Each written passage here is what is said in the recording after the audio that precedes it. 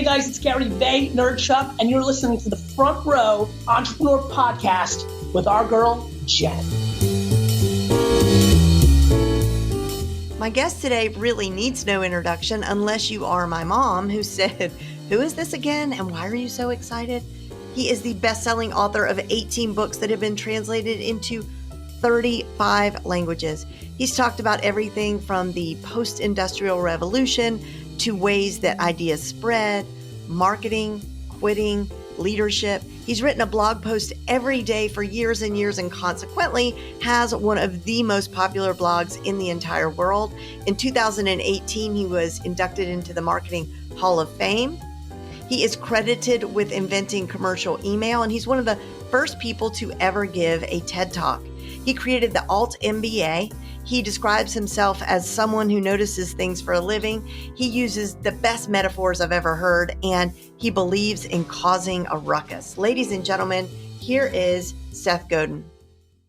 I'm just going to jump right in, if that's okay. I want to let you know that there's a quote from you that has been sitting on my website since the day that my website first began.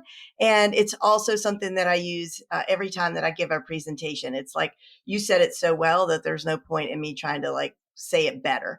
And the quote is, "How can you squander even one more day not taking advantage of the greatest shifts of our generation? How dare you settle for less when the world has made it so easy for you to be remarkable?" So thank you for that quote. Do you still feel that way? More than ever. I mean, there are forces working against us. There are forces of compliance and surveillance and manipulation. But if you think about what life was like in 1960, 70, or 80, the chances that individuals have to speak up and be heard have never been bigger. I agree. And I want to talk a lot about your latest book, This is Marketing, because it rocked my world as a marketer. And I would like to say on behalf of all marketers everywhere, because I know that they agree, that they feel a lot of gratitude to you for writing it, because you made us feel really good, like we matter, that like we can make a difference in a good way. Well, I made some people feel lousy because I also reminded you that you have a responsibility and you're not allowed to say, "I'm just doing my job." That's true. That's true. But does it matter that I'm a marketer, or am I leaving a legacy? Does this matter at all if anybody knows how to use Facebook ads or to get their word out there, or, whether or not they know how to write a good email sequence? Does that even matter? And what I've always said, is that I'm serving a lot of people who they're changing the world. So, I haven't started a nonprofit that helps people understand this new disease called lipedema, but I've got a client who is doing that. So if I can help her get the word out, then maybe I am making a difference. But then you took it one step further and you said, no, you're changing the culture, or at least that's what you should aim to do. Can you talk about that? Every single person who has done work that mattered has been a marketer. Albert Einstein's ideas would not have changed physics if he didn't know how to write the paper that other physicists had read. That the Reverend King's work on the civil rights movement wouldn't have had any impact if he hadn't organized a tribe and made it persistent. These are the acts of marketing. And so, yes, you do something more pure marketing than Albert Einstein did, because you leave the physics part out. But the fact is that if our work matters, it's going to be up to us for that to be true. That means we have these tools and we get to use the tools to either uplift or tear down. We get to use the tools either to connect or to separate. And if you can figure out how to use the tools in a way that you are proud of, if you can start taking responsibility for your clients and how they use the tools, if you can keep the cycle going in the right direction, then yes, it matters, because what you're doing is establishing a forward ratchet that makes things better. You also, another thing that you talked about in the book that, I don't know, really gave me a great sense of relief is the notion of the smallest viable audience, that suddenly I didn't have to have an email list of 100,000 people. Could you talk about the smallest viable Yeah, I mean, we audience? could talk about it the whole time. So let's try to dive in. The idea of mass, which came from television, is magical when you can get it at a discount, but you can't get it at a discount anymore. And as we just saw from Heinz cratering, because it turns out the public doesn't want average stuff for average people as much as it used to, the path to making a difference and being proud of your work is not to seek average, because average and mediocre are the same thing. The path instead is to say, what's the smallest group I can live with that has a unique, connected set of values, dreams, desires, and fears? How do I delight that group so much that they would miss me if I was gone without compromise? Because it turns out if you do that, they will tell their friends. But Seth, what if like you aren't a Pez dispenser expert, right? Or you aren't like an orchid grower. You know, I would say like for me, my audience is I've talked about the things that I'm passionate about. I teach the things that I care about. And, it's like the audience emerged, that they're all kind of my age, they're women, they're at a certain place in their life. And so there's that. But beyond that, I don't think people tend to think of themselves as anything but average. I mean, it's hard to think of yourself as extraordinary. So when you say average things for average people, I mean, I think a lot of people then, or at least me, I think, well, how do I deliver something above average? I mean, I guess I could do it the best way that I can, but I guess it's not anything super unique. Yeah. Or here's the thing, Jen, like, not only do you want the stuff that I'm talking about to be effective and true, you also want it to be easy. And I can't offer easy. What I can point out is that the effort that you would need to bring out your actual magic, your actual uniqueness is worth the journey. I refuse to accept that you are average. I think that average is a choice that we make because it's easier in the short run. But what we know is that with an enormous amount of guts and persistence and awareness, you can develop skill. And if you aim that skill in a particular direction, you can become a meaningful specific instead of a wandering generality. wow, that's so good. How do you come up with, how do you turn these So phrases? I stole It's the just meaningful, amazing. specific, wandering generality thing from Zig Ziglar, and I usually give him credit. I had just sipped a cup of tea, so I didn't have time to blurt that part out. But the rest of it is exactly what I am talking about, which is I don't grow orchids. I don't watch television. I don't go to meetings. This is what I do. And I say and write a lot of things that aren't clever phrases, but because I practice a lot, I've gotten better at a certain kind of language about a certain topic, because that is the place where I am seeking to not be average. That most of the people who do marketing are afraid, and because they're afraid, they're copying everybody. And they're looking for shortcuts and trends and what time to post on Twitter and how to do it like everybody else. And then they're surprised when they get average results. Well, that doesn't make any sense. That the only way to get above average results is to be obsessively focused on a small group of people who want to hear from you. But you also talk about the magic of good enough.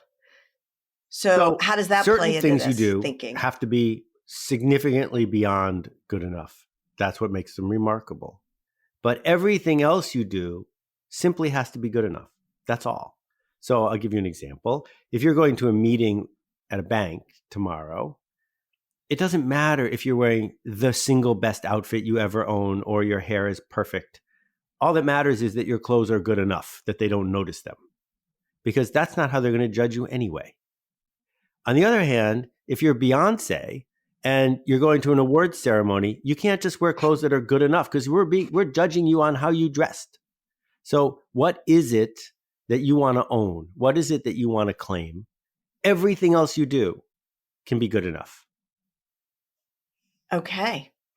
All right. So I love, love, love, love, love what you say about authenticity. And the reason that I love it is because I get really sick of buzzwords. I think there's so many buzzwords that you hear them so much, then they really completely lose their meaning. And I think authenticity is right up there. So can you talk about authenticity? Well, I think authenticity is a sham. It's overrated and it's a trap. And it's a form of hiding behind a version of, well, it's not good enough. And here's what I mean. If we're going to do business with a professional, whether that's a professional lawyer or a professional counselor or somebody who's going to train us on something, we are not seeking to know the ins and outs of that person's life. We want them to make a promise and then keep it. That's what we buy. Make a promise and keep it. So the authentic you is a distraction. That's not what we hired. We hired the you presented to us that is on offer. And, the same thing is true for politicians or musicians that, yeah, a lot of people watched Amy Winehouse self-destruct, but I would argue that's not part of being a musician. Part of being a musician is even if you have a sore throat, you show up and you play. You play in a way that we're glad you did, because we really didn't sign up for the Kardashian-style drama that you could have offered us. And so I'm not arguing that you should do work that hollows you out or that you should do work that you can't believe in. What I'm arguing is pick a brand, a promise that you can stand behind, and then stand behind it and stop whining. Right. It's just kind of self-indulgent a little bit, right? To be authentic. And I think that, I am not saying that in your personal life, you should present to the people you love in a way that's inauthentic. Not at all. We're having a conversation about how we engage with the culture, how we engage with our customers, how we engage with our prospects. In that sense, what people want is consistent, not authentic. And if you are lucky enough for those two things to be the same, well, then bravo, good for you. But I am pretty sure that every actor who's ever played King Lear is not actually a horrible jerk. They're just playing one on stage. Well, we would hope. So, right. So just show up as the thing that you promised. It's, I guess what I think about also with authenticity is this idea that we have to bare our souls, right? And share all this inside stuff that maybe, I don't know, maybe my people don't really care about that. They don't really need to hear about that. And I would argue if that's your brand, you're going to be inauthentic really soon because you're going to feel like you have to bare your soul even when you don't feel like it. Right. Okay, so you said culture beats strategy so much that culture is strategy. So the second part of that, I could you clarify that? Okay, so Michael Porter wrote the standard book on strategy. Strategy is supposed to be like playing chess. We're going to be the low-cost provider of this item because our competitors have a higher cost structure, blah, blah, blah. And I love strategy, and it makes a lot of sense. However, when it comes down to it, if your organization has even more than 3 people in it, what's really going to determine how everyone acts every day is the culture in and between the people in your organization and the public. So when Howard Schultz shut down Starbucks for 4 hours about a year ago, that cost the company millions and millions of dollars. Why did he do that? He could have just sent everyone a YouTube video who worked for them and they could have watched it on their own time. Why did he spend that money? Because he was trying to change the culture, and the message wasn't to the employees, it was to the high-ranking employees, to the 200 top officers. And he said to those folks, you know what? I think this is so serious. I am taking a hit, and all of your stock options just went down in value. So don't have any doubts about what I think of as being important. That starts to change the culture because you made a hard decision. And so when push comes to shove 3 months later and it's a difficult situation, you can bet the senior vice president of retail operations remembers how it's supposed to be around here and makes a different decision. That becomes the culture, but the culture becomes the strategy because that's what the company stands for. Aha. Okay.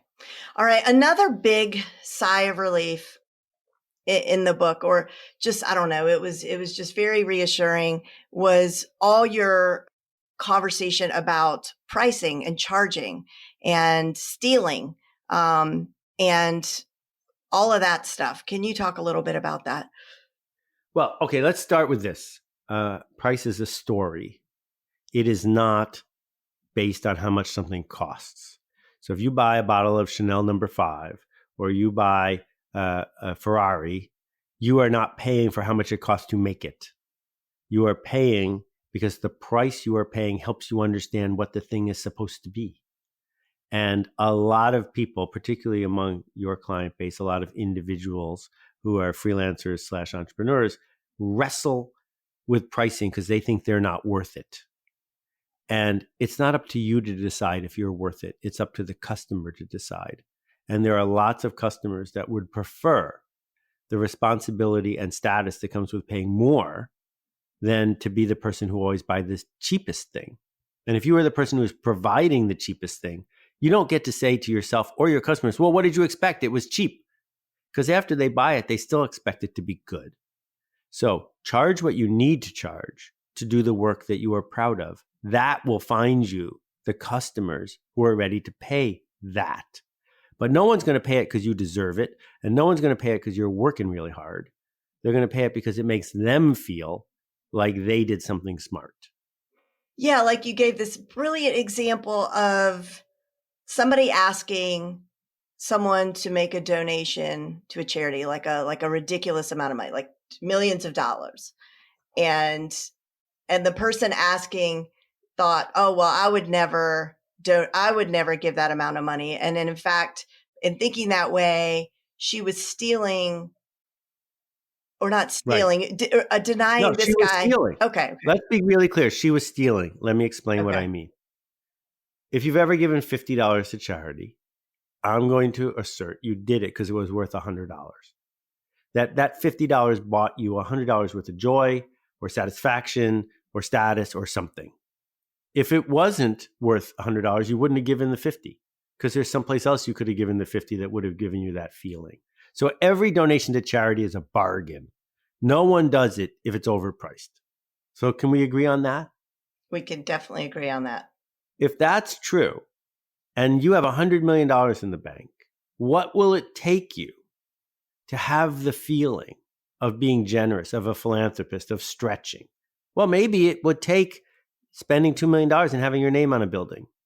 If you were going to do that and could show your kids, the ones you never spent time with when they were growing up, that all of that hard work was worth it because now there's a building at this university or at this hospital with your name on it, that's $5 million worth of value that you got for $2 million. And what that means is if the fundraiser doesn't make the pitch, she stole $3 million in value from the donor who doesn't get that feeling, and she stole $2 million from the charity that didn't get the money. And so you could also translate that into the freelancer / entrepreneur who could be denying someone the opportunity to invest in themselves at a higher level, to commit more to their own professional or personal development, right? Right. So if you don't believe that the thing you offer is worth it, please stop offering it. Right? We got to begin there. This is not about a socially sanctioned form of stealing, right, taking, tricking. This is service. So one way to think about it, someone's drowning. You have a life preserver. Should you toss it to them? Well, it will take them some effort to grab the life preserver. You'll have to interrupt them to get them to know you have the life preserver. Should you throw them the life preserver? Well, if you say to yourself, I don't know, I'm not sure, then you're going to kill them. On the other hand, if you throw them the life preserver, you're going to save their life. So is that a heroic act or a selfish act to throw the person the life preserver? Well, it's both, because it's heroic because you saved their life, and it's selfish because now you get credit as saving somebody's life. So the same thing is true when we market a service to somebody. If we think our service is worth $100 and we're only charging $50, then it's a gift, right? We're saying to people, if you can get through the tension and the fear of spending $100 or spending $50, my perception from my experience is $100 worth of value will flow to you. And if that's not really true, then you're a selfish narcissist and you should get out of this line of work. But if it's really true, then what are you waiting for? Okay. Well, we've talked about entrepreneurs / freelancers now a couple of times. And I do want you to if you could just clarify the difference. But I wanted to also throw in there that one thing that I hear a lot of times from the people in my audience is they'll confide in me that they don't feel like they have a real business, that they talk about being in business, but I guess the nature of what they're doing is a lot of like throwing spaghetti at the walls, maybe not having any systems in place. So I want to talk about that too. Okay. So they probably don't have a real business, but I'll explain why in 1 second. Okay. But first, I need to explain that entrepreneur is a word. Entrepreneur, entrepreneur, entrepreneur. It is not a trademark. It is a word. And we should be allowed to use that word if we're doing anything except selling ads in a magazine. Just saying that, you don't have to comment. Moving on, there is a difference between an entrepreneur and a freelancer. Entrepreneurs build something bigger than they are. They use other people's money to invest in assets, to build an organization that one day they can sell. Freelancers, I'm a freelancer, get paid when they work. They show up and they do the work with their own two hands. If you're a freelancer, don't start hiring little junior freelancers and pretend you're an entrepreneur, because all you're doing is hiring people who aren't as good as you and then passing them off to your customers like you. And that can work for a little while. And ad agencies are like as big as you can possibly get at that scale. But better to move up the freelancer ladder. And the way you do that is by getting better clients, doing better work, and charging more because it's worth more, not by pretending you're an entrepreneur. If you're an entrepreneur, don't do the work.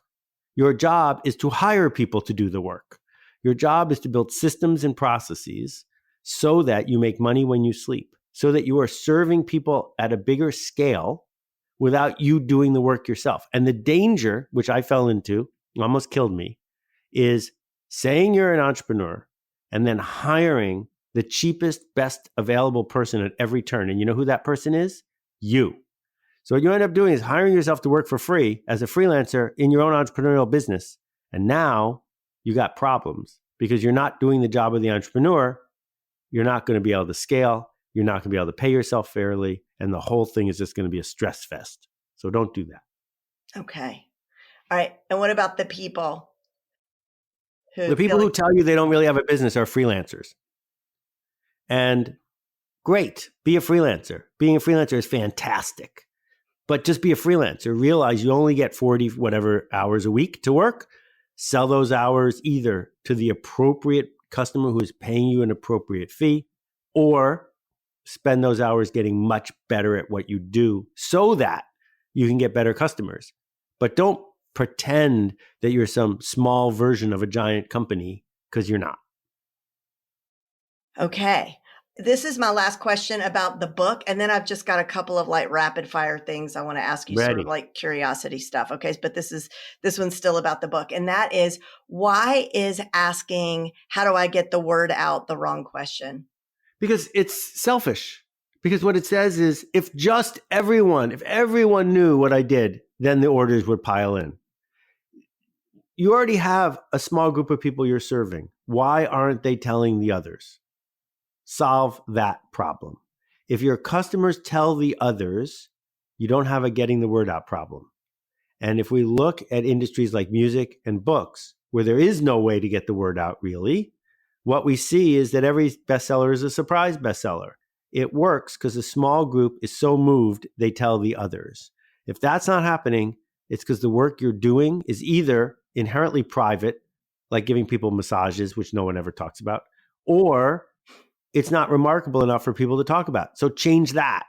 Don't try to figure out how to get on the homepage of Facebook, because Facebook doesn't have a homepage. Okay. All right. Now this is the rapid fire part. Okay.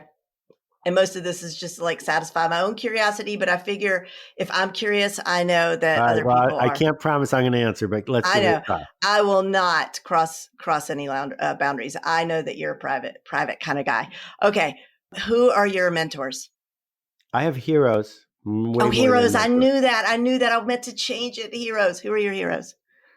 They range from Sarah Kay and Sarah Jones and Jacqueline Novogratz, Liz Jackson, people who are spiritual warriors in the path toward justice, who are putting themselves out on the line, to people who understand how to navigate the world of culture and how ideas spread.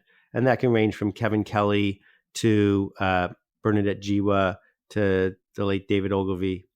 And then there are people who are just the kind of passionate humans who don't settle for the conventional narrative. My friend Susan Piver, who runs the biggest online sangha, these are folks who show up because they can, not because it's the easiest path.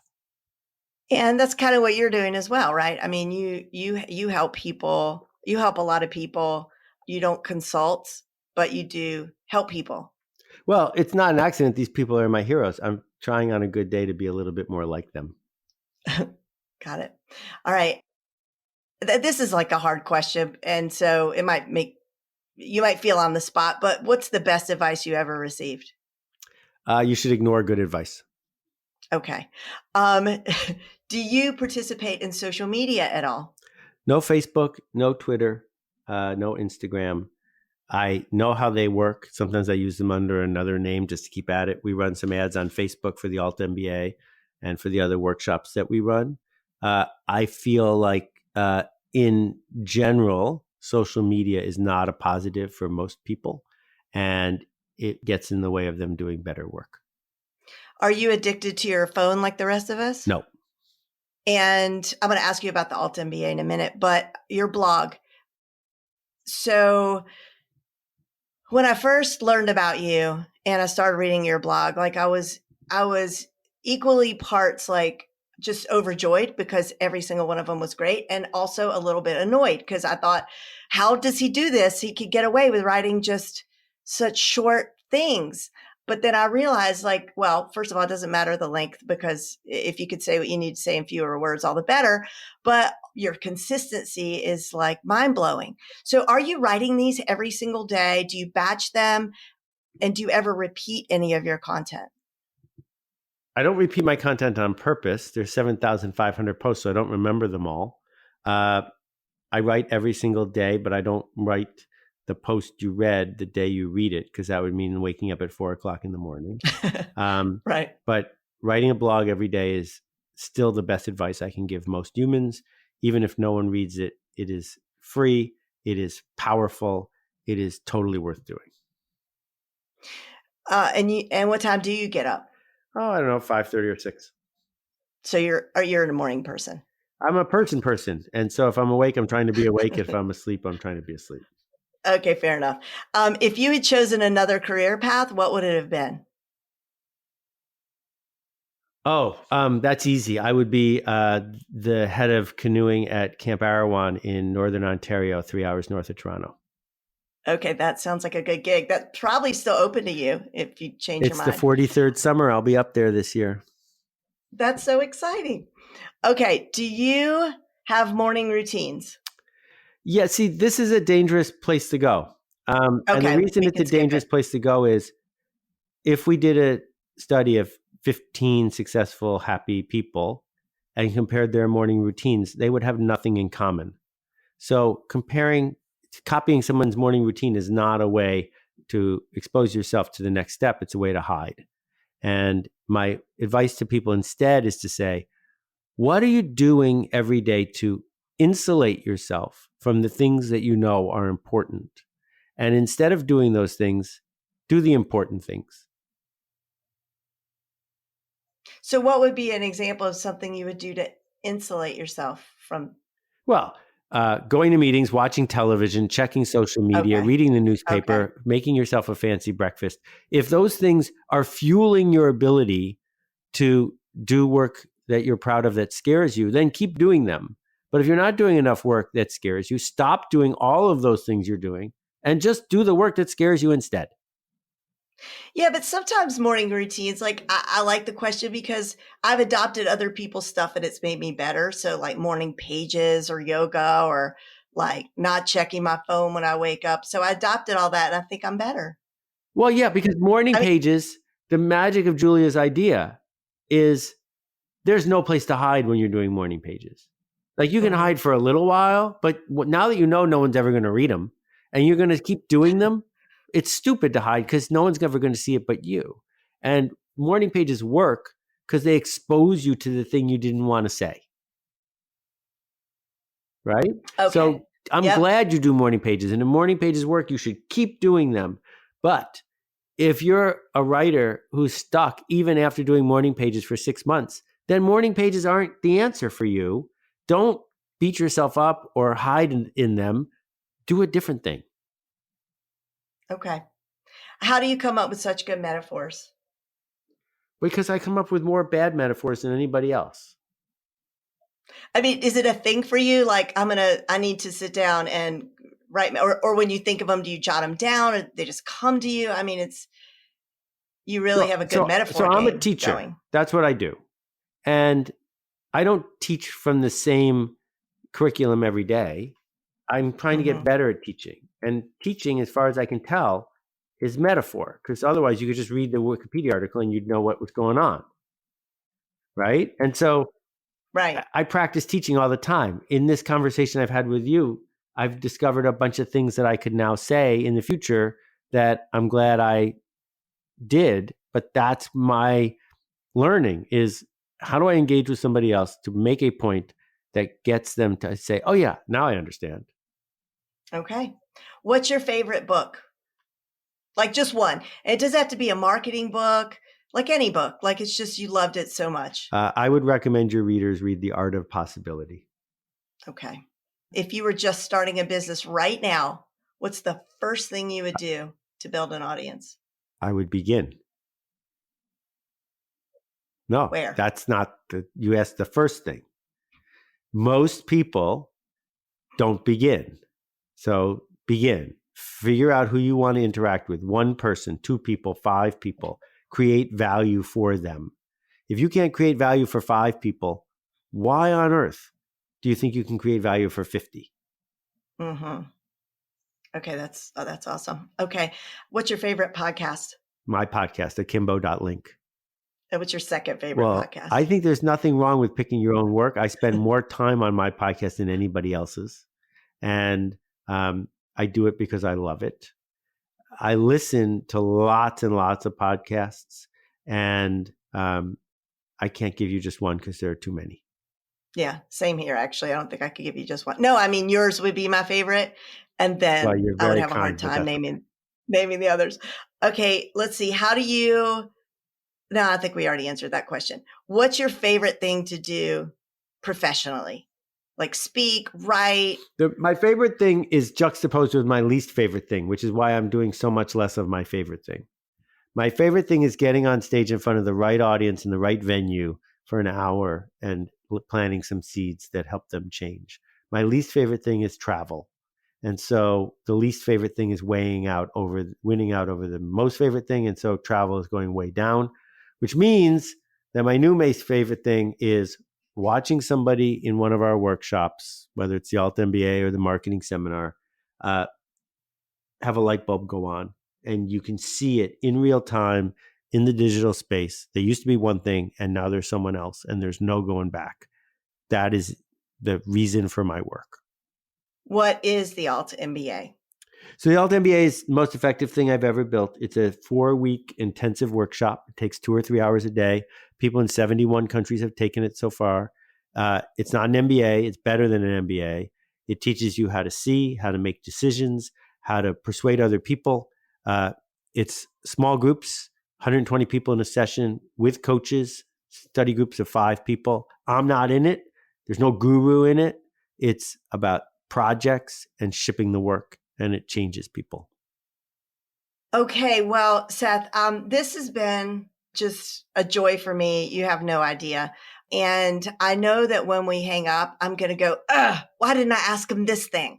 But I did ask you a lot of things, and I'm happy that you took some time out of your day to spend with me. Thank you so much. You've just been a really huge influence in my life and in my business. And do you have any parting words before we close? Oh, I don't think we're parting. I think it's on the same journey, and I'm sure I'll see you down the road. Keep making the ruckus.